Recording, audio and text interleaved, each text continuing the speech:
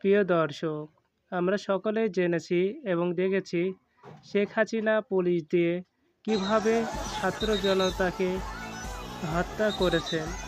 শুধু তাই নয়, যারা অন্যায়ের বিরুদ্ধে কথা বলেছে, ন্যায়ের পক্ষে কথা বলেছে, তাদেরকে বিভিন্নভাবে গুম করে দিয়েছে, হত্যা করেছে এবং আয়নাঘরে বন্দি করেছে।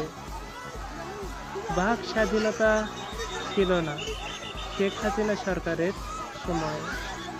যখন 5ই আগস্ট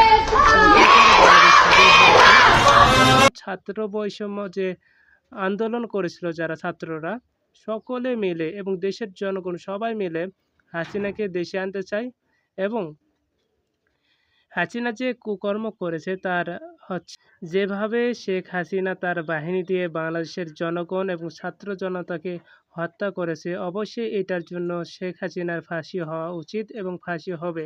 বর্তমানে শেখ হাসিনা ভারতেও রয়েছেন মোদির কাছে। তো যেভাবে হোক ওনাকে বাংলাদেশে এনে এবং সঠিক বিচার করা হোক।